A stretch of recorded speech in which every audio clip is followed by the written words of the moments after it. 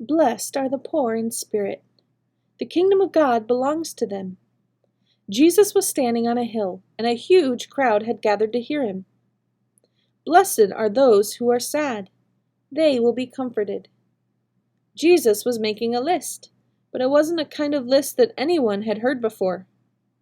Blessed are those who don't put themselves first.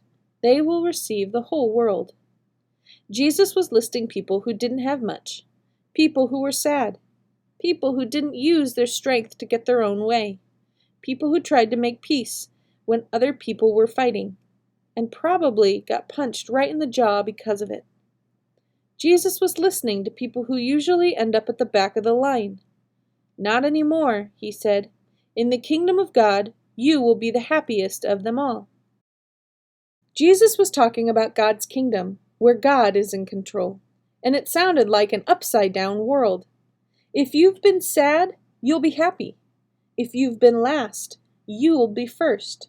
If you've tried to make peace, you will be the sons and daughters of the King of Peace, the sons and daughters of God Himself. The people around Jesus couldn't believe what they were hearing. The least important people in the kingdom of earth will be the most important in the kingdom of God? Remember how the angels brought the message of Jesus' birth, not to kings and rich people, but to shepherds?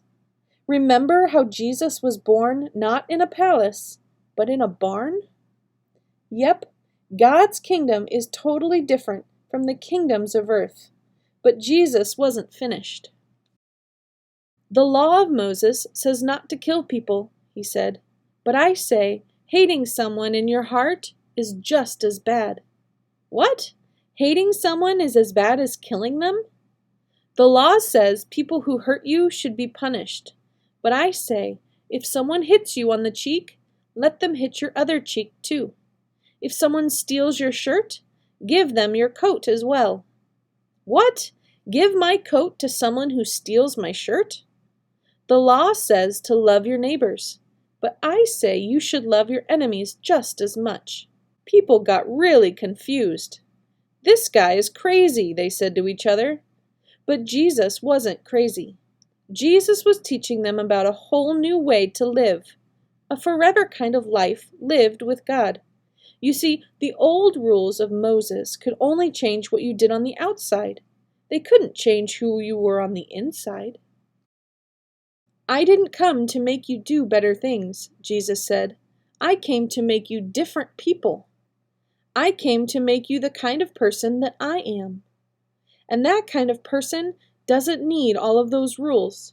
That kind of person has a new heart. A heart that loves everyone.